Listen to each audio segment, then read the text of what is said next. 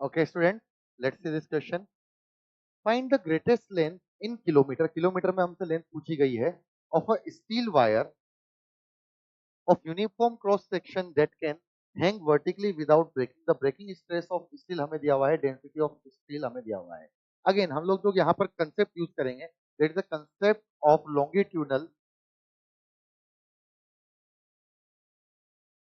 stress. longitudinal stress का हम लोग यहाँ पर concept use करने वाले हैं.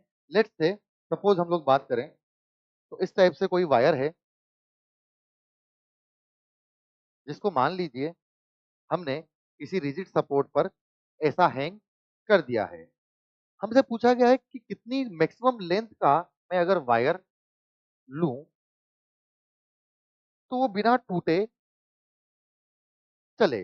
अगर बिना टूटे चले तो बेसिकली इस पूरे पूरे वायर में सबसे ज्यादा जो टेंशन महसूस होगी वो बेसिकली इस वाले पॉइंट को महसूस होगी और वो पूरे पूरे मास की वजह से महसूस होगी विच इज mg.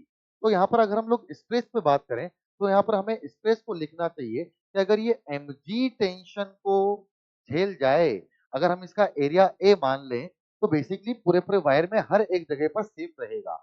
यहाँ पर हम मास को लिख सकते हैं डेंसिटी की टर्म में rho into A into L. Rho into A into L, A into L is the volume into G upon A. A and A will get cancelled out. So the length is nothing but stress upon rho into G. यहाँ पर stress का value हमें दिया हुआ है, breaking stress is nothing but 8 into 10 raise to power 8 upon density हमें दी हुई है 8 into 10 raise to power 3 into G का वैल्यू है 10. This and this will get cancel out. This is 10 raise to power 4. तो it will be nothing but 10 raise to power 4 metre. और अगर kilometre में कन्वर्ट करें तो it will be nothing but 10 kilometre, जो हमारा सही आंसर होना चाहिए.